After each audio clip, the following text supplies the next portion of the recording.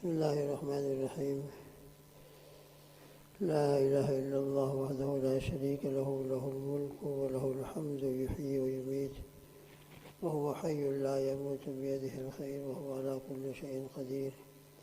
سبحان الله والحمد لله ولا إله إلا الله والله أكبر ولا حول ولا قوة إلا بالله العلي العظيم. سبحان الله بحمده عدد خلقه ورضا نفسه وزنة عرشه ومداد كلماته. سبحان الله بحمده سبحان الله العظيم. نستغفر الله العظيم ونتوب إليه. بسم الله الذي لا يضر مع اسمه شيء في الأرض ولا في السماء وهو السميع العليم. حسبنا الله ونعم الوكيل، نعم المولى ونعم النصير. الحمد لله الذي تواضع كل شيء بعظمته، الحمد لله الذي ذل كل شيء بعزته، الحمد لله الذي خضع كل شيء بملكه. ونشهد أن لا إله إلا الله وحده لا شريك له، إلها واحدا أحدا صمدا لم يتخذ صاحبة ولا ولدا ولم يكن له كفوا أحد. ونشهد أن سيدنا وحبيبنا وسندنا ومولانا محمدا عبده ورسوله، صلوات الله وسلامه على سيد الأولين والآخرين، خاتم الأنبياء والمرسلين، قائد الغر المهجرين، سيدنا محمد وعلى آله وأصحابه وأزواجه وأتباعه أجمعين، وبارك وسلم تسليما كثيرا كثيرا كثيرا. أما بعد، فأعوذ بالله من الشيطان الرجيم. بسم الله الرحمن الرحيم. تبت يدا أبي لهب وتب إلى آخر السورة. اللهم صل على محمد وعلى آل محمد كما صليت على إبراهيم وعلى آل إبراهيم إنك حميد مجيد. اللهم بارك على محمد وعلى آل محمد كما باركت على إبراهيم وعلى آل إبراهيم إنك حميد مجيد. أعوذ بالله من الشيطان الرجيم. بسم الله الرحمن الرحيم. تبت يدا أبي لهب وتب. ابو لہب کے دونوں ہاتھ برباد ہوں، وتب اور وہ خود بھی ہلاک ہو جائے. ما اغنى عنه ماله وما کسب، اس کے کام نہیں آیا اس کا مال اور نہ اس کی کمائی. سیصلیٰ نارا ذات لہب، وہ عن قریب ایسی آگ میں داخل ہوگا جس کے شعلے بھڑکتے ہوئے ہوں گے. وامرأتہ، اور اس کی بیوی بھی اسی بھڑکتے ہوئے شعلوں والی آگ میں داخل ہوگی. حمالۃ الحطب، اس حالت میں کہ وہ لکڑیاں اٹھائی ہوئی ہوگی. فی جیدہا حبل من مسد، اس کی گردن میں مضبوط بٹی ہوئی رسی ہوگی. بس اس آیت کے، اس صورت کے شان نزول کے بارے میں کل تذکرہ ہوا تھا کہ نبی کریم صلی اللہ تعالیٰ علیہ وسلم کے اوپر جب وَأَنذِرْ عَشِيرَتَكَ الْأَقْرَبِينَ یہ آیت شریفہ نازل ہوئی کہ آپ اپنے قریبی رشتہ داروں کو ڈرائیے، تو آپ صلی اللہ تعالیٰ علیہ وسلم کو صفا پر تشریف لے گئے. یا صباح یا صباحہ یا صباح کہہ کر آواز لگائی. پھر خاص عمومی اور خصوصی خطابات فرمائے. یا بنی ہاشم، یا بنی عبد المطلب، یا بنی فہر، یا بنی عبد مناف. پھر خاص نام لے کر بھی، یا عباس بن عبد المطلب، یا حمزہ بن عبد المطلب، یا صفیہ بن عبد المطلب. اور پھر یہی فرمایا جو کل تذکرہ ہوا تھا کہ میں تم کو خبر دوں کہ اس پہاڑی کے پیچھے کوئی دشمن آیا ہوا ہے اور تم پر حملہ کرنا چاہتا ہے، تو میری تم بات کو مانو گے یا نہیں مانو گے؟ تمام نے بیک زبان کہا تھا کبھی ہم نے آپ کو جھوٹ بولتا ہوا نہیں دیکھا ہے، کبھی بھی آپ کے پاس جھوٹ کا تجربہ نہیں ہوا. 40 سال آپ کے ہمارے یقیناً زندگی گزری آپ کے ہمارے درمیان میں. الصادق الامین آپ کا لقب تھا. مکہ مکرمہ کا ایک فرد آپ کو اسی مبارک لقب سے پکارا کرتا تھا. پھر آپ نے جمع کرنے کا مقصد بیان فرمایا کہ ایک ہے دنیا کی آفت اور ایک ہے آخرت و موت کے بعد کی آفت اور مصیبت. میں اللہ کا رسول ہوں، اللہ نے مجھ کو اپنا پیغمبر رسول بنا کر بھیجا ہے، اور لا الہ الا اللہ کی دعوت میری زندگی اور میری شریعت کا بنیادی مقصد ہے. لہذا اللہ ہی کی مانو، ایک اللہ وحدہ لا شریک لہ کی عبادت کرو. اور یہ تمام تم نے جو بت بنا رکھے ہیں پتھروں کے اور نہ معلوم کن کن چیزوں کے، ان سب کو چھوڑ کر لا الہ الا اللہ کہہ دو اور اس پر ایمان لاؤ، کامیاب ہو جاؤ گے. یہ آپ صلی اللہ تعالی وسلم. ورنہ آخرت کا جو دردناک عذاب ہے، دنیا کی جو آفت ہے اس سے تم ڈرتے ہو اور ڈر کر اس کے مقابلے کے لیے اپنی حفاظت کی کوشش کرتے ہو، تو آخرت کا جو دردناک عذاب ہے، میں اس عذاب سے تم کو ڈرا رہا ہوں۔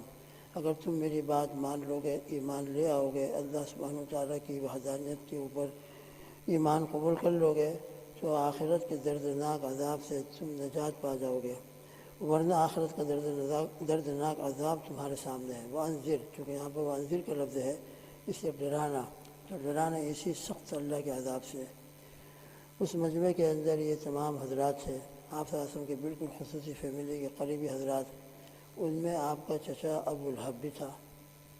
ابو لہب نے جب یہ بات سنی تو اس کو بات ماننے کے بجائے نبی کریم صلی اللہ تعالیٰ علیہ وسلم کی اس بات کے اوپر اس نے بڑے سخت جملے کہے، اور اسی سخت جملوں کے نتیجے کے اندر یہ صورت مبارکہ اسی کے الفاظ میں نازل ہوئی۔ اس نے یوں کہا، تبا لک سائر الیوم الہذا جمعتنا، یا یوں کہا الہذا دعوتنا، معاذ اللہ ثم معاذ اللہ۔ اس نے یوں کہا، تبا لک سائر الیوم، تمہارے لیے ہمیشہ ہلاکت و بربادی ہو، معاذ اللہ۔ تبا لک، یہ جملہ ابو لہب نے نبی کریم صلی اللہ علیہ وسلم کو بددعا کے طور پر استعمال کیا، اور آپ کی شان میں گستاخی کرتے ہوئے یہ جملہ اس نے کہا، تبا لک سائر الیوم الہذا جمعتنا، کیا تم نے اسی مقصد کے لیے ہم کو جمع کیا تھا؟ تمہارے لیے ہمیشہ ہمیشہ ہلاکت و بربادی ہو۔ الہذا دعوتنا، کیا تم نے اسی کی دعوت دینا کے لیے ہم کو یہاں جمع کیا تھا؟ اور یہ کہہ کر صرف اپنے اس جملے پر بس نہیں کیا، بلکہ آپ صلی اللہ تعالیٰ علیہ وسلم کو پتھر مارنا شروع کیے، یہاں تک کہ آپ کے پیر مبارک بھی زخمی ہوئے۔ اس کی وجہ سے جو حضرات صحابہ جو پہلے ایمان لا چکے تھے، ان کو کیا تکلیف ہوئی ہوگی وہ تو سب جانتے ہیں۔ اللہ سبحانہ وتعالیٰ نے یہی صورت اس وقت نازل فرمائی۔ اس نے تبا لک کا لفظ استعمال کیا تھا، تو اس صورت مبارکہ کے شروع کے اندر بھی تبت یدا ابی لہب و تب، کہ یہ ہمارے حبیب صلی اللہ تعالیٰ وسلم کے لیے تبا لک سائر الیوم کہہ رہا ہے۔ اللہ سبحانہ وتعالیٰ فرماتے ہیں کہ ہم کہتے ہیں تب آسمانوں کی بلندیوں پر سے، تبت یدا ابی لہب، کہ ابو لہب کے دونوں ہاتھ برباد ہوں، و تبا، اور وہ خود بھی ہلاک و برباد ہو جائے۔ چنانچہ اس کے بعد انشاءاللہ مذاکرہ ہوگا۔ اسی وقت تو اس کے اوپر کوئی پکڑ نہیں آئی، مگر بعد میں جب اللہ کی پکڑ ہوتی، کہتے ہیں اللہ کی لاٹھی میں آواز نہیں ہوتی ہے، اور دیر ہوتی ہے وہاں اندھیر نہیں ہوتی، وہاں ہر وقت اللہ پاک کی حکمت اور اللہ کی مصلحت کے اعتبار سے کام ہوتے ہیں۔ فوراً کے فوراً ابھی کہا اور ابھی بددعا کی اور ابھی کہ ابھی وہ کام ہو جائے، ایسا بھی ہو سکتا ہے، لیکن اللہ سبحانہ وتعالیٰ کے یہاں بھی ہر چیز کا ایک وقت ہوتا ہے۔ اس وقت کے آنے کے بعد پھر اللہ سبحانہ وتعالیٰ کی طرف سے وہ سب ہو جاتا ہے جو اللہ سبحانہ وتعالیٰ چاہتے ہیں۔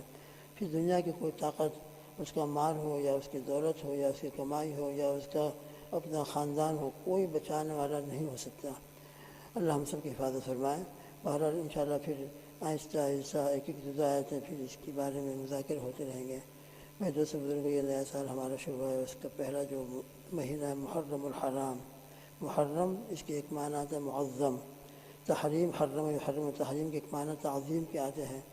تو یہ مہینہ جو شروع ہوا ہے اللہ سبحانہ وتعالیٰ کے یہاں بہت بہت قابل احترام ہے اور بہت بہت قابل تعظیم ہے، اور خاص کر کے اس میں جو 10ویں محرم الحرام کا دن ہوتا ہے جس کو عاشورہ کہا جاتا ہے، وہ تو بہت ہی زیادہ برکت والا، رحمت والا اور اللہ تعالیٰ کی خصوصی عنایتوں کے نزول والا دن ہے، اور بڑے بڑے واقعات اس میں پیش آئے ہیں، اور انہی واقعات میں سے ایک واقعہ کربلا بھی ہے، ورنہ صرف واقعہ کربلا کی وجہ سے ایمان والوں میں اس دن کی شہرت ہوئی ہو اور ایمان والوں کے ہاں یہ دن مشہور ہوا ہو، نہیں، یہ تو پہلے سے مشہور تھا، اور پہلے سے اس کی عظمت اور اس کی انوارات و برکات جو اس دن کے اندر نازل ہوتی ہیں موجود تھے۔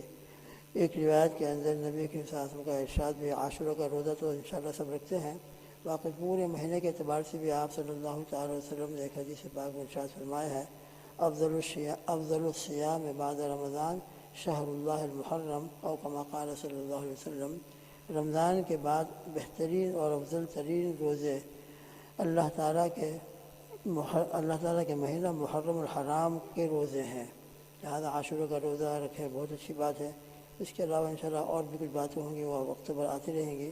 باقی پورا مہینہ ہی قابل احترام ہے، اور خاص کر عاشورہ کا دن۔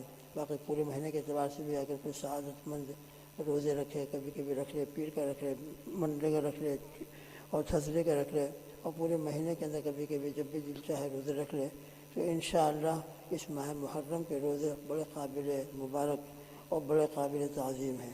اللہ ہم سب کو عمل کی توفیق عطا فرمائے، پورے مہینے کی اور عاشورہ کی برکتیں ہم کو اپنی عمر کو نصیب فرمائے۔ اللہم آمین۔ سبحان اللہ بحمدہ، سبحانک اللہم وبحمدک، ونشہد ان لا الہ الا انت، نستغفرک ونتوب الیک، وصلی اللہ تعالی علی خیر خلقہ محمد وعلی آلہ واصحابہ وازواجہ اجمعین۔ سبحان ربک رب العزۃ عما یصفون، وسلام علی المرسلین، والحمد للہ رب العالمین، برحمتک یا ارحم الراحمین۔